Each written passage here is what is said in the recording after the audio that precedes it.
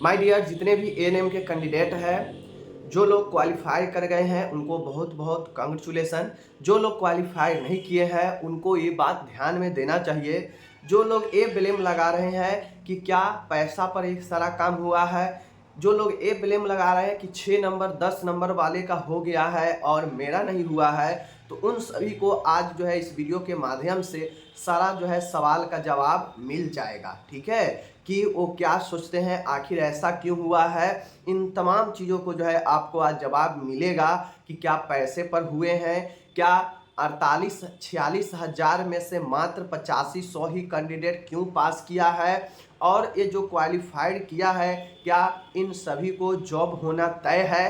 तो चलिए इन्हीं सब विषय पर चर्चा करेंगे। वीडियो को पूरा देखिएगा, आपको एक एक पॉइंट समझ में आ जाएगा। जो लोग अब डिसक्वालीफाइड कर चुके हैं, क्या उनके लिए कोई और रास्ता बचा है या नहीं बचा है, तो चलिए इन्हीं सब पर बात करते हैं। और अगर चैनल पर आप नए हैं तो चैनल को सब्सक्राइब कर दीजिए, बेल आइकन को दबा दीजिए ताकि पल पल के अपडेट जो है आपको मिलता रहे।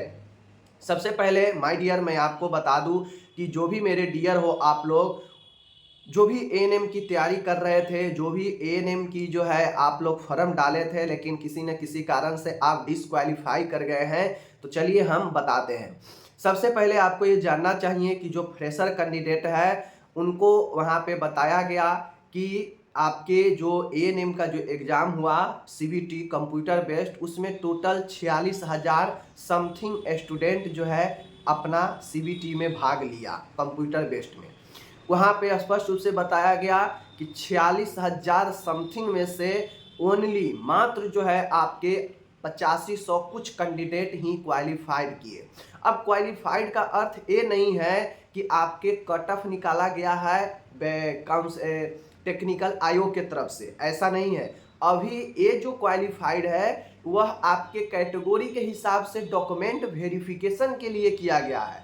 अभी यह नौकरी होने का गारंटी नहीं देता है कि जो लोग क्वालिफाइड कर गए हैं उनका 100% जॉब हो ही जाएगा। हाँ, बट इतना जरूर है कि जो लोग क्वालिफाइड किए हैं उनका 80% संभावना है, 70% संभावना है जॉब होने का। अगर किन्हीं का ज़्यादा मार्क्स है क्वालिफाइड में तब तो कोई दिक्कत नहीं है, तब तो उनको 100% जॉब होगा। बट अगर किन्हीं का 35 के 38 के आसपास है अगर मार्क्स, तो उनको थोड़ा सा दिक्कत जो है सस्पिशन वाला बात है। तो ये मत समझिए कि जो लोग क्वालिफाइड कर चुके हैं उन सभी को 100% जॉब मिल ही जाएगी, ये नहीं समझिए। ठीक है, तो एक क्लियर हो गया कि क्या सब क्वालिफाइड किए हैं तो सबको जॉब हो जाएगा। आंसर है नहीं, सब क्वालिफाइड कर गया है मतलब सबको जॉब नहीं होगा। क्योंकि आपके मन में उठ रहा होगा कि भाई पोस्ट तो जो था वो 10,709 था लेकिन क्वालिफाइड तो 8500 ही किया है, कम ही किया है। तो माय डियर, सीबीटी वाला में आपको एक्सपीरियंस वाला भी तो था ना, हायर डिग्री वाला भी तो था, तो उसको हटा कर यहाँ पे कहा गया है 8500 फ्रेशर का, तो उसको भी तो इंक्लूड करेगा ना। और ऐसा नहीं है कि वहाँ से भी छटेगा, यहाँ से भी डॉक्यूमेंट वेरिफिकेशन में छटेगा, तो ये सारा चीज़ें हैं। ठीक है, अब दूसरा पॉइंट आता है, लोग ये कहते हैं कि मेरा 6 नंबर किसी का 6 नंबर पर, किसी का 10 नंबर पर और किसी का जो है 20 नंबर पर, जबकि मेरा 30-35 है 40 है तो नहीं हुआ है। मैं बता दूं माय डियर कि जो एग्ज़ाम हुआ वह आपके मल्टीपल जो है शिफ्ट में हुआ। पहले 5 को हुआ, फिर 11 को हुआ, फिर 12 को हुआ। तो मल्टीपल फेज में जब एग्ज़ाम होता है आपका, मल्टीपल सीटिंग में जब एग्ज़ाम होता है, इससे पहले एसएससी हो, रेलवे हो, बैंकिंग हो, सब में यही फार्मूला अपनाया जाता है। आप देखते भी होइएगा रेलवे में भी कितना बार आवाज़ उठा कि किसी का 6 मार्क्स था वो पास कर गया, किसी का 50 मार्क्स है वो पास नहीं किया। रेलवे में भी ऐसा सवाल उठता है, चूँकि नॉर्मलाइज होता ही है ऐसे कि आपको सस्पिशन रहता है, सबको सस्पिशन रहता है। तो इस पर आप अपने नज़र को मत उठाइए। आप ये देखिए कि मैं कितना बना के आया था। 30-32 बना के आए थे, ऐसे भी जॉब होने वाला नहीं था।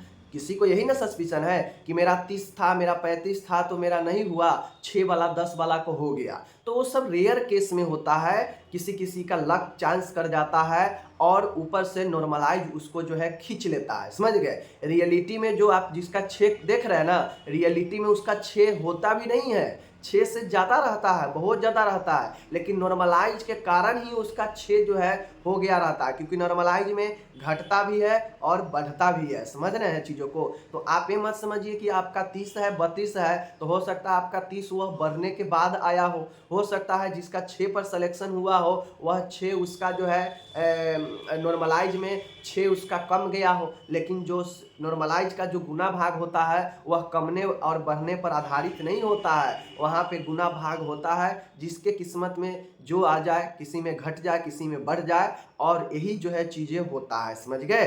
तो ये मत समझिए कि उसका कम था मेरा ज़्यादा था तो मेरा नहीं हुआ उसका हो गया, ये सब नॉर्मलाइज में नहीं चलता है, क्योंकि मल्टीपल जब फेजेज में एग्ज़ाम होता है, मल्टीपल डेट में, मल्टीपल सीटिंग में, तो ये चीज़ें होना तय रहता है। रेलवे में भी होता है, एसएससी में भी, बैंकिंग में भी ये प्रॉब्लम आते रहता है, जो कि एक प्रॉब्लम नहीं है, यह फार्मूलेशन ही ऐसा होता है नॉर्मलाइजेशन का, ठीक है, जो आपको पहले बता दिया गया था। ये हो गया। अब आगे बात आता है कि बहुत लोग ये कहते हैं कि क्या पैसे पर जो है चीज़ें हुआ है, क्या पैसे पर पास किए हैं, क्या इसमें धांधली चला है, क्या सरकार की मनमानी है। तो मैं बता दूं ऐसा अभी कुछ नहीं है, पैसा वहाँ चलता है, पैसा अगर किसी को देना होता तो ऐसा थोड़ी ना है कि वह सिर्फ क्वालिफाइड ही होता, समझ रहे हैं ना। अगर कोई पैसा देगा तो सीधा जो है जॉब लेगा, ज़्यादा नंबर लेगा, क्वालिफाइड क्यों होगा। क्वालिफाइड का अर्थ ये था कि आप अपने अपने कैटेगरी में क्वालिफाइड मार्क्स जो पहले से रखा गया है वह पास कर पाए हैं या नहीं कर पाए हैं। तो माय डियर, आप दूसरे पर ब्लेम लगाने से पहले खुद के अंदर सोचिए कि आप कितना पढ़ने में अच्छी थी, आप कितना मजबूती के साथ एग्जाम में जवाब दिए और कितना जो है आपका मार्क्स आया है। समझिए अगर आप अपने कैटेगरी को भी आप नहीं पार कर पा रहे हैं, मतलब भारी कमी है आप में, पढ़ाई का सख्त जरूरी है, और ना आप एएनएम में 2 साल पढ़े और ना उसके बाद पढ़ाई किए और आप ये उम्मीद रखते हैं कि मैं क्वालिफाइड कर जाऊं, तो ऐसा नहीं है। क्वालिफाइड के लिए सभी कैटेगरी में अपना अपना अलग मार्क्स रखा गया था। जनरल का सबसे ज़्यादा था कट ऑफ मार्क, ओबीसी का उससे कम था, ठीक है, एससी एसटी का उससे कम था। तो इस तरीक़ा से अगर आप अपने कैटेगरी में अपने मार्क्स को नहीं पार कर पा रहे हैं, इसके कारण जो है डिस्क्वालीफाइड कर दिया गया है। ऐसा नहीं है कि जॉब के लिए जो है आप जो है जॉब के लिए अब से जो है आपका कोई मौका नहीं है, मौका तो बिल्कुल नहीं है। डिस्क्वालीफाइड हो गए, आप अपने कैटेगरी में न्यूनतम मार्क नहीं ला पाए, जिसके कारण आपको डिस्क्वालीफाइड कर दिया गया है। और अपने सबसे पहले दूसरे के सामने किसी को ब्लेम करने से पहले खुद के देखें कि आप कितना लेवल की तैयारी की थी कि आपके कैटेगरी को भी आप खुद पार नहीं कर पाए हैं। जो सभी एग्जाम में होता है, सभी एग्जाम में मिनिमम मार्क रखा जाता है कि इससे ऊपर जाइएगा तो पास होइएगा, इससे नीचे आइएगा तो फेल होगा। वही सिचुएशन यहाँ भी था, मिनिमम मार्क्स जो होता है 30, 32, 34, 36% ऐसे ही रखा गया था सभी कैटेगरी का। अगर नहीं है तो चैनल पर हम डाले हैं कुछ वीडियो पहले ही कि कौन से कैटेगरी में कितना मार्क्स लाना पड़ेगा, तब जाके आप पहले क्वालिफाइड करेंगे, फिर उसके बाद जॉब की बातें होगी। तो जाकर देख लीजिए कितना कितना कैटेगरीज में मिनिमम मार्क्स सेट था, जितना पास करना जरूरी ही था। अब आप में से बहुत लोग अपने कैटेगरी के मार्क्स को नहीं पार कर पाए हैं, तो कहां से आपको क्वालिफाइड कर जाएगा। समझिए 46,000 में से मात्र 8,000 8,500 कैंडिडेट जो है अपने कैटेगरी को पास कर पाया है, क्वालिफाइड कर पाई है। तो फिर आप ये उम्मीद रखिए कि हमें सरकार हो, हमें आयोग हो, हमारे ओ हो मदद कर दे, इसमें फिर जो है कुछ नहीं चलने वाला है। क्योंकि मैं पहले ही कहा था कि आपका एक मेहनत, 2-3 महीने की मेहनत आपका जीवन बदल सकता है, आपके परिवार का जीवन बदल सकता है, आपके चाहने वालों का जीवन बदल सकता है। लेकिन अगर आप ध्यान नहीं दीजिएगा, बहाना कीजिएगा कि मैं हाउस वाइफ हूँ, घर की काम करती हूँ, मैं बाहर की काम करती हूँ, मैं ये करती हूँ, वो करती हूँ, तो इस चीज़ को पढ़ाई में कोई जगह नहीं है बहाना का। बहाना बनाने के लिए बहुत सारे बहाना आदमी बनाता है, समझ गए।